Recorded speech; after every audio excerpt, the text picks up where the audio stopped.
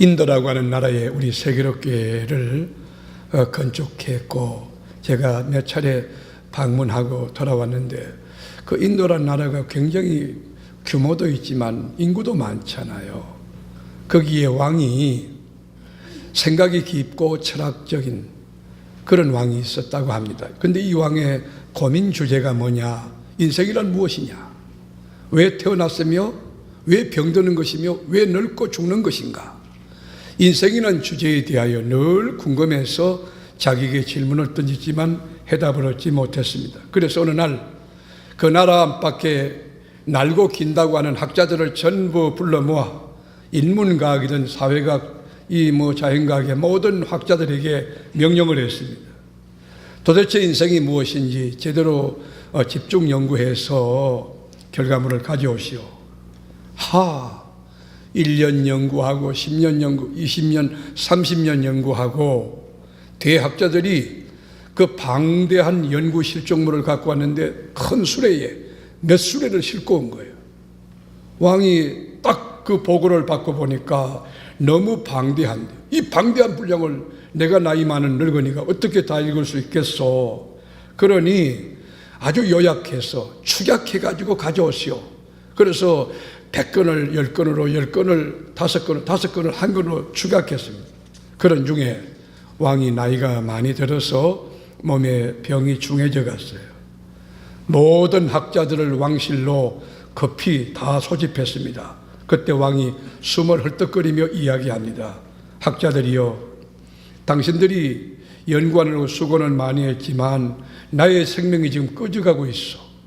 내가 기력이 없는 이 상황에서 어떻게 이 많은 책을 다 읽을 수 있단 말이에요. 당신들은 아주 방대한 것을 아주 요약할 수 있는 그 실력을 갖고 있으니 한마디로 요약해오라. 학자들이 나가서 머리를 맞대고 논의했습니다. 그리고 결론을 가지고 왕에게 이야기했어요. 왕이시여, 인생이라는 것은 태어나고 병들고 죽는 것이 인생입니다. 그때 왕이 고개를 끄떡끄떡하면서 그만 숨을 거두었다고 합니다. 21세기 지식정보화 사회를 사는 여러분께 제가 도전하고 묻고 싶습니다. 인생이 도대체 무엇입니까? 인생이란 무엇일까? 창조주 하나님, 절대 타자, 초월자로부터 보내심을 받고 시한부 인생을 살다가 미완성으로 인생을 마치는 게 그게 인생이 아닐까? 인생은 미스테리가 아닐까? 수수께끼가 아닐까? 100년을 살아도 인생을 모릅니다. 다 모릅니다. 1000년을 살아도 모릅니다. 우리 인생이 자기 뜻대로 됩니까? 여러분, 김씨 가문에 태어나고 싶어서 태어났나요? 신씨 가문에 태어나고 싶어서 태어났나요? 내 뜻대로 할 수 있는 것이 무엇입니까? 76억의 인류 나누에게 물어보세요. 다 성공하고 싶고 출세하고 싶고 건강하고 싶고 잘 되고 싶고, 이게 인지상정인데 내 뜻대로 안 되는 게 인생사란 말이에요. 현직의 대통령이 탄핵을 당하고 구속되었습니다. 장관들요, 대기업 총수들 구속됩니다. 자기 인생에 대해서 책임진다고요? 자기 인생에 대해서 안다고요? 인생은요, 미스테리예요. 성경은 이렇게 우리에게 충고합니다. 사람이 계획을 세울지라도 그 걸음을 인도하는 분은 여호와 신이다. 마음의 경영은 여러분에게 있지만 그 말의 응답은 여호와께로 나는 거예요. 사람이 아무리 노력해, 그래서 여러분 하나님 앞에 기도하고 주의 뜻이 뭔가를 인지하고 살아가라고 늘 강조하고 있는 것입니다. 프랑스의 대철학자 폴 사르트르는 우리 인생이란 무엇이냐? B와 D 사이의 C다, 그렇게 정의했어요. B는 뭐고 D는 뭡니까? B는 버스, 출생, 태어나는 거예요. D는 데스라고 하는 죽음이에요. 정말이 정말. 그 가운데 C는 뭐냐? 초이스라고 하는 선택이라고 하는. 여러분, 사르트르는 이 존재는 이 본질을 앞선다 하는 말을 했어요. 우리가 살면서 멈추지 않아요. 계속 움직이며 초이스하는 거예요. 고무신도 새카만 고무신 살 거냐, 흰 고무신 살 거냐. 볼펜을 사도 여러분 디자인도 중요하거든요. 그렇게 코끼리 형태의 내가 이 볼펜을 살 거냐, 붕어 형태의 볼펜을 살 거냐. 인생은 초이스의 실존이라고. 이것이냐 저것이냐. 키엘케굴의 말을 빌리지 않더라도 우리는 선택하는 실존이다, 그런 거예요. 그런데 나는 사르트르의 말에 B와 D 사이에 C라고 하는 말을 동의할 수 없어요. 그거는 부분적으로 맞는 말이에요. 상대적인 해답이 될 수 있어요. 저는 B와 D 사이에 C가 아니고 E라고 말해요. E는 뭐냐? Eternal life. 영원한 존재라고, 영생을 얻는 존재라고 하는 것이에요. 우리에게는 하나님의 나라가 있어요. 예수 믿고 제사함받고 의인되고 지금 죽어도 천국에 가는 영원한 영생이 있다는 거예요. 성경은 우리 인간을 가리켜서 하나님의 피조물이라고 정의합니다. 하나님의 형상대로 하나님의 모양을 따라 흙에다가 생기를 지으면, 생기가 뭐예요? 루아흐라고 하는, 히브리 말로 루아흐라고 하는 생기, 숨, 생명, 호흡을 집어넣어서 생명, 리빙 소울이 됐다는 거예요.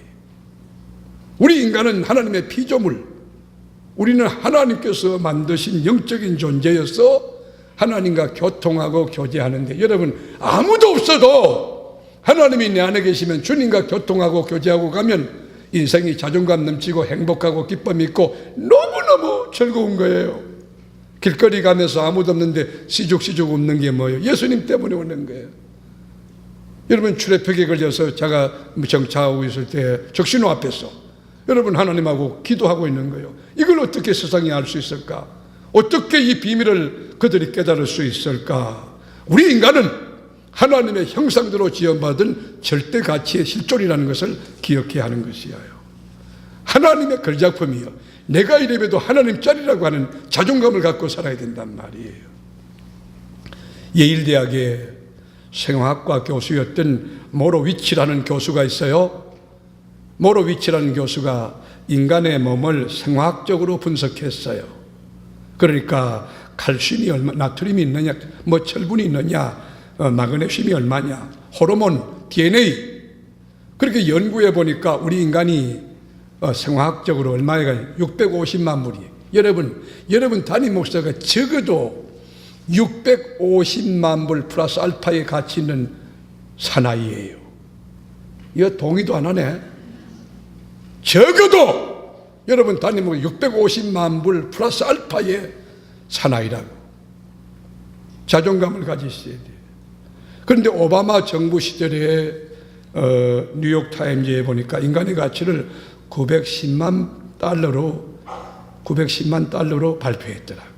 그런데 이것을 살아 움직이는 세포, 우리 몸에 100조 이상의 세포가 있잖아요.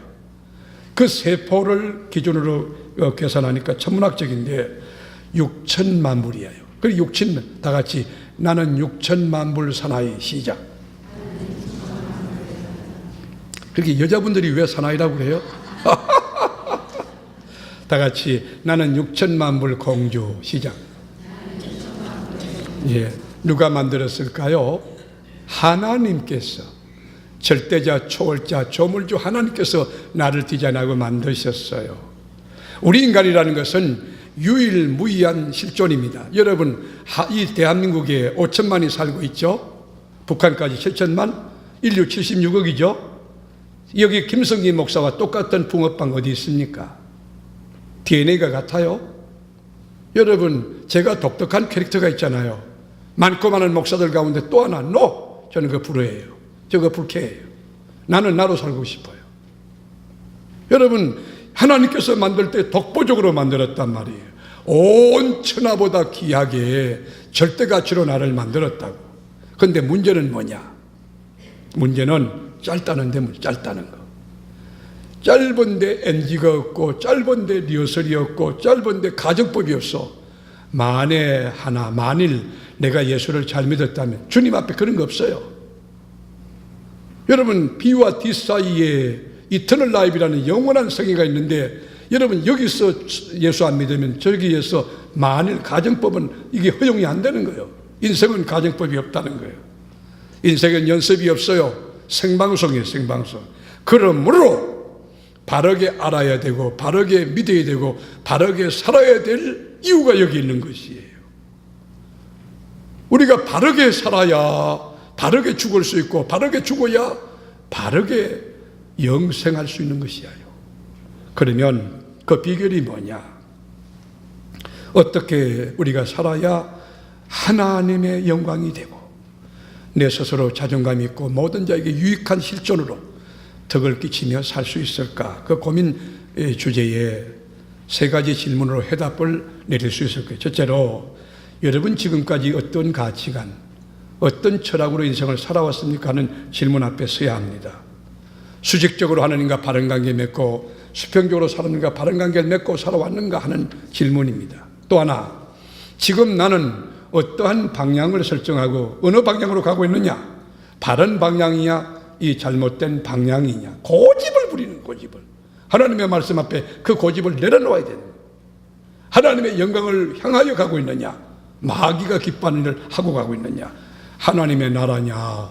이 땅이냐? 천국이냐? 지옥이냐? 지금 나는 어느 방향으로 가고 있는가?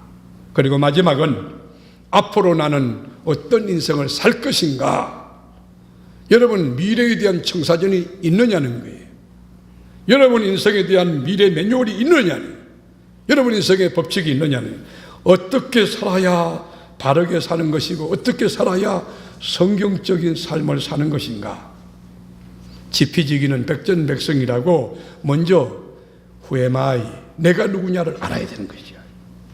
내가 어디서 와서 무엇을 하며 어디로 가야 되는 실존인지 인간 실존의 뿌리부터 이해하고 해석하고 제대로 알아야만 인생을 바르게 살 수 있고 대인관계를 바르게 할 수 있고 직장생활 바르게 할 수 있고 교회생활을 바르게 할 수 있는 것입니다.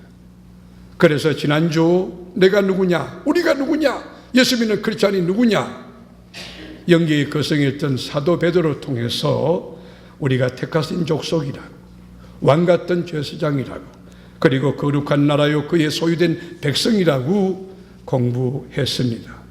그런데 오늘 본문에는 신약 성경의 2분의 1 이상을 저작한 선교신학자요 영계의 거성이요 교회 개척의 대가였던 바울은 우리 그리스도인을 가리켜 하나님의 동력자라고 정의해 주고 있습니다.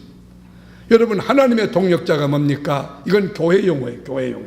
신학적인 용어예요. 하나님의 동력자를 누가 쓸 수 있어요? 대통령이 하나님의 동력자입니까? 하나님의 동력자는 하나님의 나라 건설을 위하여 복음을 선포하거나 여러분 하나님의 말씀을 잘 분별하여 가르치고 권면하는 그리고 성도를 축복하는 거룩한 일꾼들이에요. 이것을 가리켜서 성경은 하나님의 동력자라고 하는데 이 말을 바꿔 말하면 하나님의 일꾼, 하나님의 사자, 하나님의 청지기 이렇게 정의할 수 있을 거예요. 우리 9절 한번 볼까요? 우리 9절 말씀에 보면 우리는 하나님의 동력자들이요 너희는 하나님의 밭이요 하나님의 집이니라. 여러분 하나님의 동력자라는 이 단어 앞에 저는 막 가슴이 뛰었어요. 내가요 너무 좋은 거야. 여러분 질그릇 가운데 보배 예수가 담긴 내가 하나님의 동력자라는 이 자체, 이 정의, 성경이 내려줬던 이 진리 앞에 내가 가슴이 뛰고 감동이 돼. 내가 하나님의 동력자다. 대통령과 함께 일하는 장차관들, 비서실장, 경호실장, 그래도 뭐 프라우드가 대단한데 여러분 그 몇 년 하면 그만둘 대통령 뭐 장관들 말이에요. 그런데 우리는 영원히 오고 가는 수많은 인류의 생명을 주장하고 영원히 영광과 존귀를 받으실 하나님 나라에 하나님의 일꾼, 하나님의 군사, 하나님의 동력자가 됐다는 것 얼마나 귀합니까? 어마어마한 거예요. 하나님의 동력자라는 거. 내가 하나님과 함께 일한다. 감격 아닙니까? 내가 하나님과 함께 산다. 귀한 거 아닙니까? 여러분 가정에 예를 들어서 나는 귀신과 함께 산다. 어떠세요? 여러분 하나님과 함께 사는 분들 아멘 해보세요. 하나님과 함께 사는 분 양손 들고 아멘 해보세요. 여러분은 하나님의 동력자라고요. 우리 하나님이 천지 만물을 창조하시고 에덴 동산에서 여러분 생물과 무생물과 보이는 것 보이는 다 만드시고 그냥 마침표 찍은 거 아니에요. 인류의 시조 아담에게 코워크 협력자로 에덴 동산의 관리자로 아담을 세우시고 지금까지 하나님은 우리와 함께 동력하는 거예요. 세계로 교회요, 하나님이 능히 지금까지 끌어오시고 은혜로 왔지만 여기에 수많은 교우들이 눈물 뿌리고 땀을 흘리고 주님의 일에 동력해 온 거예요. 여러분, 우리 인간이, 우리 그리스도인이 누구냐? 택하신 족속이요, 왕같은 제사장이요, 거룩한 나라 그의 소유된 백성이요, 오늘의 하나님의 동력자라고 했는데, 이 영광스러운 직책 감동 아닙니까? 특권 아닙니까? 얼마나 가슴 뛰는 일입니까?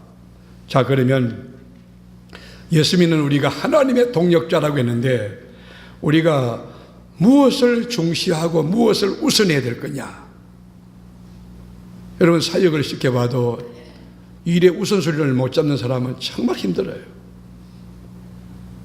늘 힘들어. 오늘 내가 하루 일과에 하면 내가 뭘 할 것이냐? 여러분, 일과표에서 벌써 프라이오리티가 나와야지. 여러분 인생도 마찬가지예요. 어영부영 사는 게 아니에요. 저 앉아서 또 졸고 있다. 졸고 사는 게 아니에요. 하나님의 동력자에 밟아야 될 가장 중요한 여러분 스텝이 뭐냐? 하나님의 비전을, 하나님의 꿈을, 하나님의 설계를, 하나님의 계획을, 하나님의 디자인을, 하나님의 약속을 쾌치하는 거예요. 하나님의 뜻이 뭔가, 하나님의 비전이 뭔가를 모르는, 여러분의 꿈 아니에요. 하나님의 비전을 읽어야 된다는 거예요. 하나님의 동력자, 하나님의 청지기는 내 뜻대로 사는 게 아니에요. 아버지 뜻대로 사는 거예요. 내 고집이 아니에요. 하나님의 말씀 앞에 순종하는 거예요. 내 방법 아니고 하나님 방법이고, 여러분, 주님을 앞서서 안 돼요. 주님이 내 앞서서 목자가 돼야 돼요. 주님 밖에서 안 돼요. 주님 안에서 살아야 돼요.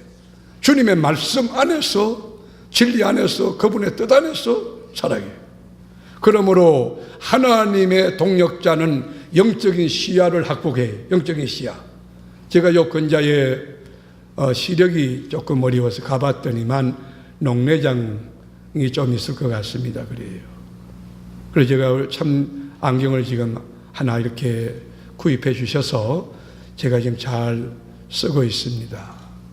아직 불편해서 익숙하지 못해서 안경을 쓰지 않아요. 여러분, 이 보이지 않는다는 것은 굉장히 어려운 것입니다. 오늘 생물학적 여러분 육신의 눈은 열려 있어 시력이 2.1이라고 하지만 예수 이름으로 명령합니다. 영안이 열릴지어다. 영계가 열릴지어다. 영적인 시야를 확보해야 돼. 영적인 시야를. 자동차 몰고 가면서 여러분 앞에 시야를, 앞에 그 가시거리 이 한계를 이거 아까 보면 안개 낀 장신당공원 그냥 가다가 전주대에 붙들리는, 그걸 그냥 낭떠러지 떨어지는 거예요.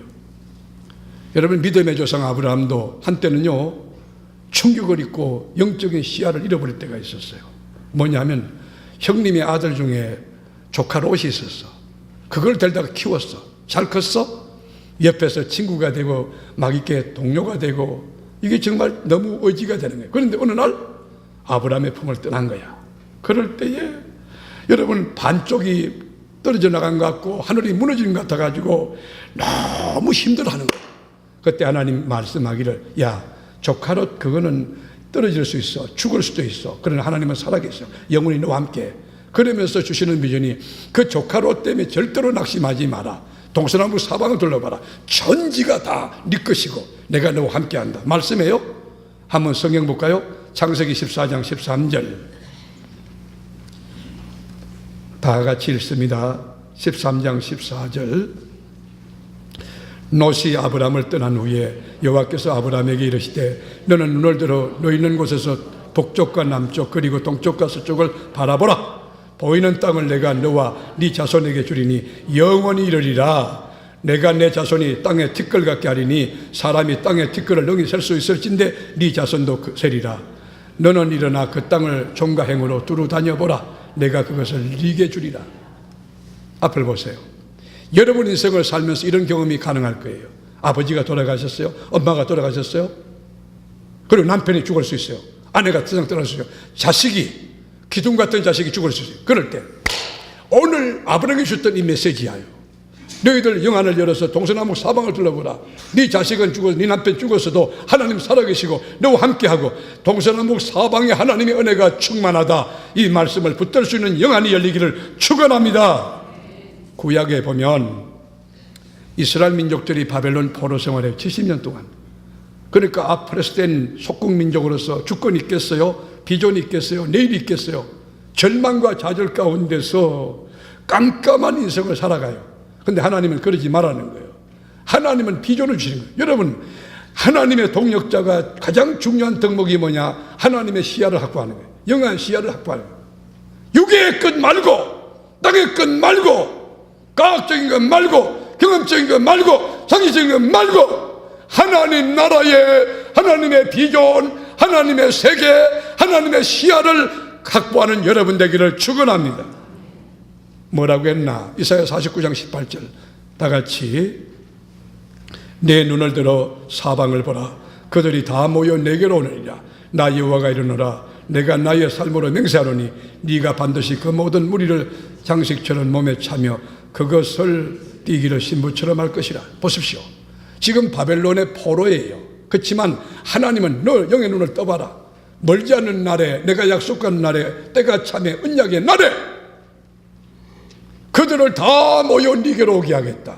흩어진 민족도 오게 하고, 여러분 잃어버렸던 명예와 이 권위도 다 오게 하고, 반드시 모든 무리를 장식처럼 몸에 차며 그것을 띠기를 신부처럼. 신부가 뭐예요? 여러분 어제도 보니까 결혼식장에 오늘 몸살난 신부, 여러분 연지 꼰지 바르고 이 붙이 있잖아요. 그만큼 하나님께서 붙여준다는 거예요. 여러분이 이렇게 홀딩하려고 그러면 별로 못해. 하나님이 막 붙여줘야지. 오늘 산부 예배 난 여러분에게 하나님께 영적인 은사도 은혜도 가강 좋은 선물도 아멘하는 분들에게 막 붙을지어다. 할렐루야. 여러분 유대민족 정말 철다군이 없어요. 북쪽 이스라엘이 터져가지고 아수리에 멸망되는 걸 보고도 그대로다. 그렇게 역사를 통해서 배운다고요? 그건 문자적인 말이에요. 어디요? 역사를 통해서 배우는 사람들이 몇 명이나 있겠느냐는 거예요. 그렇게 살면 죽는 줄 알면서도 그렇게 살고 있다고요. 기도 안 하면 안 되는 거 알면서도 기도 안 한다고요. 하나님 말씀 거역하면 죽는다는 거 알면서도 거역한다니까요.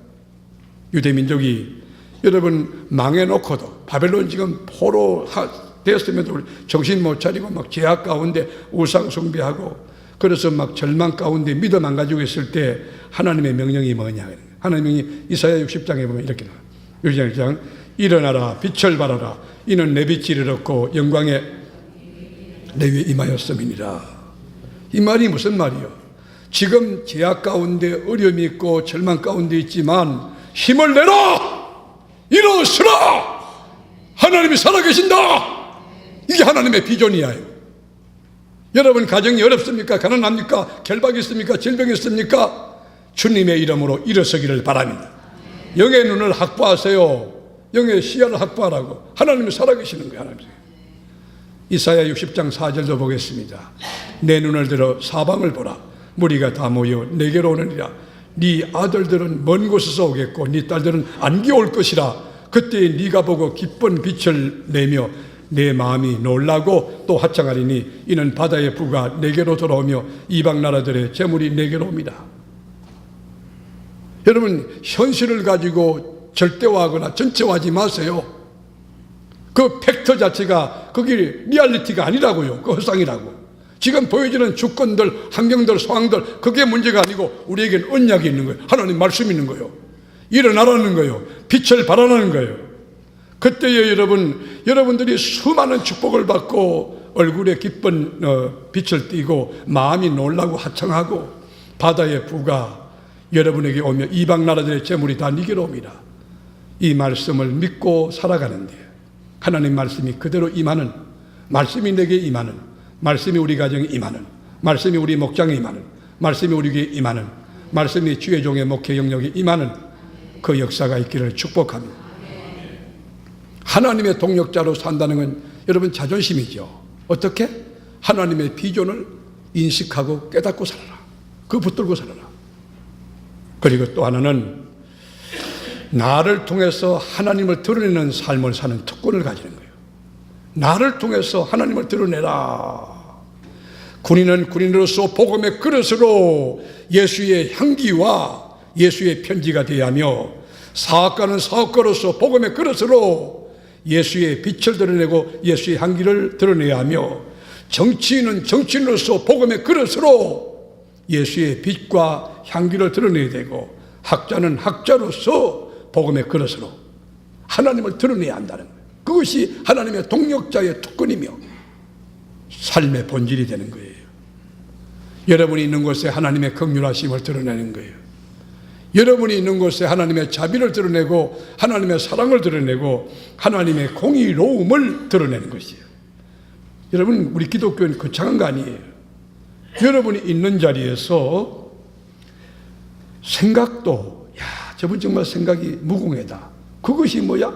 하나님 드러내는 하나님 동력자의 삶이에요. 말을 들어보면 말이 깨끗해. 아주 청순하고, 어떻게 하면 남을 위하고 배려하고 세워주고, 막 어떤 분은 더티하잖아요. 생각이 썩었어. 생각이 부패했어. 어쩌면 더 가질까 막 그렇게 아주 이기가 막 욕심이 탐욕이 덕실덕실한 이런 냄새나는 사람도 많잖아요. 하나님의 동력자는 그런 게 아니라 여러분의 삶, 앉고 서는 것을 통하여 하나님을 드러나는 거예요. 예수 향기, 예수 편지가 되는 거예요. 믿음의 덕이 있고 덕의 지식이 있고 지식의 절제가 있고 절제의 경건이 있고 경계의 형제울이 있고 하나님의 사랑이 있고, 여러분이 앉고 서는 곳에 하나님의 나라가 아주 넘실거리는 예수 향기가 진동하는 삶, 그게 하나님의 동력자의 삶이라는 거예요. 일본에서 성자라고 불리우는 가가와 토요이코, 여러분 하천풍은 목사님 잘 아실 거예요. 이분은 내무 대신이었던 아버지와 기생 사이에서 사생아로 태어났어요. 그런데 4살 때 양친 부모 다 잃어요. 불쌍하죠? 고아원에 들어가요. 부모 잃은 상처도 너무 큰데 고아원에서 많이 맞았어요. 상처가 너무 컸어요. 정신적으로 신체적으로 피해를 많이 입었어요. 그런데 친척들도 이 어린 것이 예수 믿는다는 이유로 배척했어요. 집에서 쫓아냈어요. 재산권을 박탈했어요. 그런데도 가가와 토요이코는 신앙심을 버리지 않았어요. 믿음을 버리지 않았다고요. 그리고 이분이 신학교 들어가요. 프리스톤까지 가요. 물론 신학교 가는데 신학교 공부하면서도 빈민굴에 몸을 던져. 빈민촌에 들어가서 몸을 던져. 이분이 청년 때에 오할 데가 없어요. 집에서 쫓아냈지. 친척들 다 배척하지. 갈 데가 없어. 그런데 나가노 목사님이라는 분이 아주 경건하고 영적으로 살아있고 하나님의 사랑을 실천하는 좋은 목사님이 계신데, 이분 집에 갔는데 세상에 이분이 개척해가지고 6개월 동안 하나님 앞에 기도해요. 하나님의 양떼를 위하여 하나님께 기도합니다. 추수할 것이 많으니 때 일꾼을 보내다 기도하는데 6개월 동안 한 명이 안 왔어. 아침부터 저녁까지 나가서 예수는 그리스도라고 피 묻은 복음을 전했지만 아무도 안 왔어. 그런데 어느 날 하나 문이 딱 수요일 날 문을 열고 들어오는데 보니까 이게 다 비실비실한 청인 하나 들어오는 거예요. 얼마나 고마웠던지. 여러분, 우리 교회는 영혼을 사랑하는 교회가 되기를 원합니다. 영혼을 너무너무 사랑하는 거예요. 비록 그분이 거린이든지 홈리스든지 그리고 알코올이든지 관계없이 너무 기해가지고 이 나가노 목사님이 이 청년을 끌어안고 설교하는데, 여러분 조금 전에는 톤을 요만큼 내요. 이번에는 막 여러분 예수 믿어야 한다고 소리 높여서 막 설교를 힘차게 하고, 그러고 난 뒤에 예배 마치고 난 뒤에 서재실로 데리고 가면 사모님에게 음식을 내오라고. 음식을 내어가지고 밥상을 잘 차려놨는데 세상에 밥상을 다 차렸는데 이 청년이 갑자기 각퀴를 하는 거예요. 피를 토하는데 핏덩어리가 막 밥상에 막 전부 목사님의 머리까지 그 다음에 천정까지 갑자기 막 피를 토하는데 이 청년이 감당이 안 되는 거예요. 그런데 이 목사님이 청년의 눈치를 보면서 혹시라도 미안해하면 어떡하나, 청년을 배려하는 마음 가지고 이렇게 보다가 아무 관계없다고 웃으면서, 그리고 손으로 그 핏덩어리를 전부 식탁에 쓸어내고 사모님에게 다시 붙어요. 한 번 더 식탁을 준비할 수 있겠소? 그 가운데 이 목사님이 피를 토하고 있는 이 젊은 청년을 붙들고 우는 거예요. 하나님 불쌍히 달라고. 이 청년이 예수를 구주로 믿었는데 폐병에 걸렸다고, 지금 각혈하고 있다고. 주님 도와주세요. 엉엉 우는 거예요. 그 눈물의 기도 속에 성령의 불이 임한 거예요. 이 청년이 불을 받았어. 그리고 폐병도 그때 깨끗이 나았다고 고백해요. 이분이 누굽니까? 훗날 그 유명한 가가와 토요이코 하천풍은 목사가 됩니다. 이분이 신학을 하고 난 뒤에 그 하이레벨에 속한 첨단의 논리와 지성 가진 이 목사님이 빈민촌에 들어가 몸을 던집니다. 여러분, 빈민촌은요, 눈 뜨고 볼 수 없는 가난한 분들이 모인 곳이에요. 그런데 빈민촌에서 제일 어려운 게 뭔지 아십니까? 변비요, 변비. 저도 옛날에 집안이 가난해서 구정 때 세배드리러 이렇게 가서, 물론 그 목적으로 인사도 드렸지만, 여러분, 이 떡국을 매일 먹는 거 아니잖아요. 그때 시절에 너무 떡국이 귀해가지고, 이 집에 가서 인사드리고, 근데 친구는 떡국을 더 많이 줘. 현미 교사님에게 더 많이 줘. 그러면 시험 드는 거예요. 왜 나는 적게 주는가? 그래가지고 7집을 가서 했는데 7그릇을 먹은 거야. 그걸 힘을 다하여, 억지로. 날이면 날마다 오는 게. 근데 먹고 났는데 이게 이제 감당이 안 되는 거예요. 여러분, 가진 자의 불행을 아십니까? 지출이 안 되니까 막 미치겠는 거예요. 앉아서 불편서도 불편하고 막 너무 힘든 거예요. 여러분, 바로 빈민촌이 어떠냐? 먹지 못하다가 뭐 고구마라도 떡이라도 들어오면 갑자기 많이 먹으면 뭐냐? 이제는 변비. 여러분, 도저히 지출이 안 되는 거예요. 그런데 이게 며칠 동안, 한 보름 동안 안 되면, 여러분, 애기도 한 시간만 늦게 나와도 힘들죠. 저도요, 아이를 셋 낳아 보니까 통증 알겠더라고요. 변비요. 변비가 나오는데 거기 변비가요, 항문에 차돌같이 달라붙어 가지고 그걸 뗄 수가 없는 거예요. 그런데 여러분, 이 하천풍은 목사님은 입에다가, 그 항문에다가 입을 대고 혀로 그 차돌 같은 그 돌을 빨아내는 거예요. 그거를 봤던 기자들이 뒤집어진 거예요. 아니, 아무리 기독교인이라도, 아무리 크리스찬, 아무리 목사라도 이렇게까지 할 수 있습니까? 그때의 하천풍은 목사님이 유명한 말이에요. 저는 배운 대로 합니다. 본 대로 합니다. 나의 선생님 나가노 목사님이 내가 폐병이 들려서 피를 토할 때, 혈변을 할 때, 그리고 여러분 그 핏덩어리를 쏟을 때에 그 핏덩어리를 손으로 쏟아내고 날 위하여 눈물로 끌어안고 기도했던 그 선생님의 사랑, 나는 그대로 합니다. 여러분, 하나님의 동역자로 산다는 게 뭡니까? 여러분이 작은 예수로 사는 거예요. 하나님을 드러내며 사는 것이에요. 그리고 마지막 하나, 하나님의 동역자의 특권은 뭐냐? 교회 공동체 안팎에서 하나님의 나라 복음을 위해서 일하는 분들을 돕는 거예요. 돕는 거. 여러분 주위에는 목장장님이 계십니다. 참 귀하죠. 지난주 일교구 대신방 했습니다. 목장장님들이 너무 훌륭하세요. 헌신과 수고가 너무 많아요. 교구장님이 아주 헌신적이에요. 여러분, 저 유성에서부터 우리 교인 보도가 굉장히 대전시 전역에 있으니까요. 그런데 그것까지 택시 타고 가시고 하여튼 목장 예배 드리고 고생이 많으세요. 그런 분들을 돕는 거예요. 교구장, 기관장을 도와주는 거예요. 그것이 동역자의 특권이며 동역자가 할 일이에요. 여러분, 어떻게 돕느냐? 돕는 방법은 다양해요. 그런데 먼저는 중보 기도로 하나님 우리 목장장님에게 능력과 권세와 지혜와 말씀의 권능을 주어서 우리 목장 잘 섬기게 하시고 우리 목장장님 가정에 복을 주세요. 우리 교구장님, 기관장님에게 복을 주세요. 중보 기도로 동력할 수 있어요. 여러분, 우리가 로마서 15장에 볼까요? 바울에도 많아요. 형제들아, 내가 우리 주 예수 그리스도와 성령의 사랑으로 말미암아 너희를 권하노니 너희 기도에 나와 힘을 같이 하여 나를 위하여 하나님께 빌어라. 여러분, 가말리엘 문화에서 첨단의 지성과 논리훈련 받은 바울이 교인들로부터 중보기도를 요청하는데 바울은 바로 여기 영적인 지혜가 있어요. 성도들의 기도를 통하여 기도를 받아먹고 목회가 되는 거예요. 목회의 꽃은 성도의 기도입니다. 우리 교회가 왜 이렇게 평안합니까? 우리 교회가 왜 이렇게 은혜롭습니까? 여러분의 기도입니다. 밤마다 기도하는 교우들, 여러분 중보기도 팀들, 그들을 축복합니다. 우리 교회에 정말 기둥들이에요. 그렇게 지도자는요, 명목적인 리더가 있고 실질적인 리더가 있어요. 껍데기로 세워져 있지만 일 못하는 거 안 되는 거잖아요. 여러분이 교회 기도해요. 그렇게 여러분이 중보 기도를 통하여 교회 지도자를 도울 수 있는 것, 그 하나님의 동력자들이 할 일이다. 에베소 5장 19절, 또 나를 위하여 구할 것은 내게 말씀을 주사 나로 입을 열어 복음의 비밀을 담대히 알게 하소서. 여러분 보세요.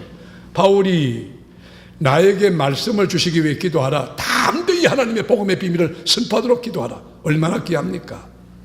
우리 교회 최춘식 집사님이 하나님의 은혜로 그 일터에서 정말 그 중장비라고 하는데 지나갔다고 그래요. 근데 약간만 다시 깁스 지금 하고 계신데, 제가 토요일인가 언제 신방 갔어요.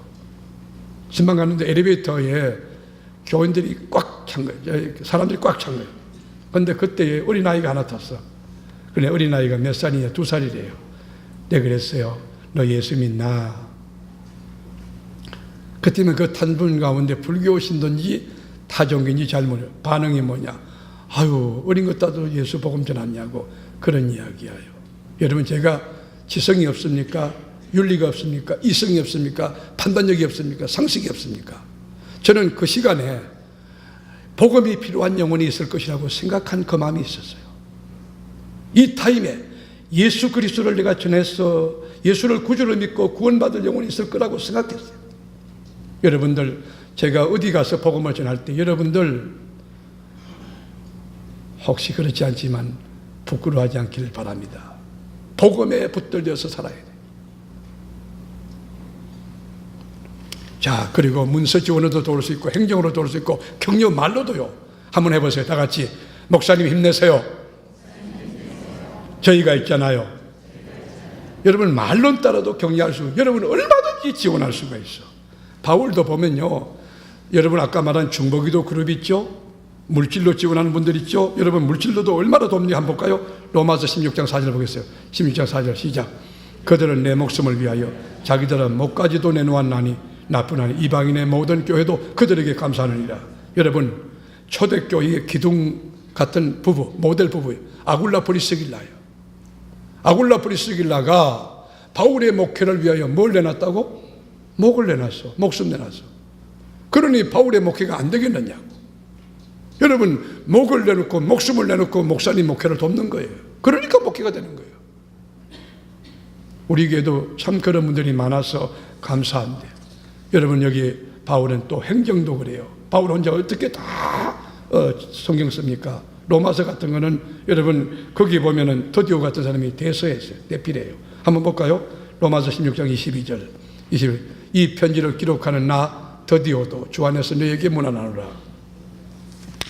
자, 대필해 주지, 행정 지원하지, 그렇잖아요. 지난주도 우리 그 신연표 장로님, 한남대 전 총장님이 우리 교회에 대해서 요약해서 글을 써서 오셨더라고요. 아주 함축된 메시지인데 우리 교회에 대한 장점을 잘 정리해 놓으셨어요. 이렇게 우리 교회를 도와주는 거예요. 여러모로. 어떤 분은 유튜브에다 우리 교회를 올렸더라고요. 우리 교회 전체 이 서베이 해가지고 우리 교회를 이렇게 비주얼하게 투어할 수 있도록 그렇게 해놨더라고요. 자기 받은 재능대로 여러분 하나님의 교회를 돕는 게 하나님의 동력자의 할 일들이에요. 자, 협력에 대한 하나님의 이야기 들어볼까요? 전도서 4장 9절. 두 사람이 한 사람보다 나으면 그들이 수고함으로 좋은 상을 얻을 것입니다. 혹시 그들이 넘어지면 하나가 그 덕물을 붙들어 일으키리니와 홀로 있어 넘어지고 붙들어 일으킬 자가 없는 자에게는 화가 있으리라. 또 두 사람이 함께 누우면 따뜻하거니와 한 사람이면 어찌 따뜻하랴. 여러분, 이불도요 혼자 덮고 자면 어려워요. 그리고 밥도요 혼자 먹으면 밥맛 없다. 근데요 보리밥이라도 상추 집어넣고 쓱쓱 비벼가지고 여러 명 모이면요 얼마나 맛있는지 몰라. 돈나물 집어넣고 쑥 집어넣고 상추 찢어가지고 이게 칼로 말고 이게 뭐지 손으로 이렇게 해가지고 찢어가지고 고추장 집어넣고 된장 집어넣고 들기름 치고 말이야. 그러다가 참깨 탁탁 뿌리고 얼마나 좋은지 몰라. 함께 다 같이 함께 투게더 함께 다 같이 함께. 우리는 함께 삽시다. 고독하게 살지 말고 우리 함께 삽시다. 하나님을 함께 합시다. 지금도 주방에서 여러 수십 명이 지방에 식사하고 있잖아요. 지금 아동부 지금 차세대 지금 교육하고 있어요. 지금 동시다발적으로 여러 코스에서 지금 주차원 마당에 있어요. 그러니까 여러분, 하나님의 일은 코워커예요. 함께 협력하는 거예요. 하나님의 일은.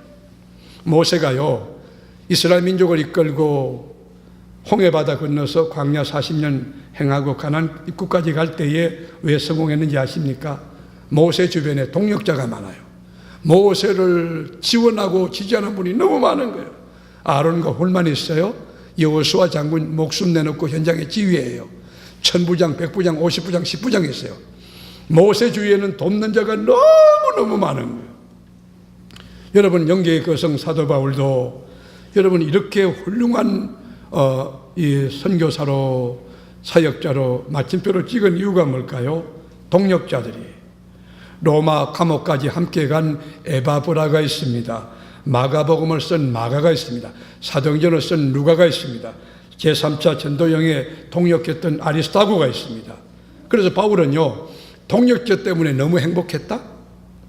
자기를 돕는 동력자들 때문에 너무 기쁘고 너무 자존감이 높고 너무너무 복되었어요. 너무 강해요. 그래서 서신서 읽어보면 뭐냐면 무난하라는 말이 거듭 나와. 그 말이 뭐냐면은 너무 고마웠어. 전인격적으로 그들이 존경스러웠어. 너무 귀해서 무난하라고 그렇게 말해요. 자, 정말 바울이 무난하라는 말을 했나 보시겠어요? 로마서 16장 5절부터 12절까지 제가 다 못 찾겠어요. 요까만 할게요. 시작. 또 저의 집에 있는 교회에도 문안하라. 내가 사랑하는 에베네도에게도 문안하라. 그는 아시아 위에서 그리스도께 처음 맺은 열매니라. 자, 처음 맺은 열매란 말이 뭐지? 다음 열매도 있다는 이 말이에요. 여러분, 바울을 돕는 동역자가 얼마나 많은지. 6절 다 같이 시작. 너희를 위하여 많이 수고한 마리아에게 문안하라. 자, 그 다음에 7절. 내 친척이요 나와 함께 갇혔던 안드로니고와 유니아에게 문안하라. 그들은 사도들에게 존중이 여겨지고 또한 나보다 먼저 그리스도 안에 있는 자라. 자, 8절 시작. 또 주 안에서 내 사랑하는 암볼리아에게 문안하라. 9절. 그리스도 안에서 우리의 동역자인 우르바노와 나의 사랑하는 스다구에게 문안하라. 10절. 그리스도 안에서 인정함을 받은 아벨레에게 문안하라. 아리스토블로에게 권속에게 문안하라. 11절. 내 친척 헤로디온에게 문안하라. 나기수의 가족 중 주 안에 있는 자들에게 문안하라. 12절. 주 안에서 수고한 드로보사에게 문안하라. 주 안에서 많이 수고하고 사랑하는 보시에게 문안하라. 보십시오. 바울이라는 인격을 둘러싼, 사역자 둘러싼 얼마나 많은 분들이 동력하고 있는가, 도와주고 있는가. 그러니까 바울의 목회가 승리하는 거예요. 여러분, 바울의 동력자는 끝이 없는 것 같아요. 너무너무. 디모데도 그렇고요. 바울은 동력한 분들이 너무나, 목을 내놓고 헌신한 분들이 너무나 많아요. 이 영광스럽고 감격스러운 하이레벨의 동력의 정신, 영성이 우리에게 강물이 되어 흘러가는 은혜가 있기를 축원합니다. 여러분, 동력자로서, 하나님의 동력자로 자존감을 가지고 하나님의 비전을 읽고 하나님의 비전을 캐치하고, 그리고 여러분이 하나님의 사람됨을 드러내는 거예요. 그리고 하나님의 일꾼들을 돕는 거예요.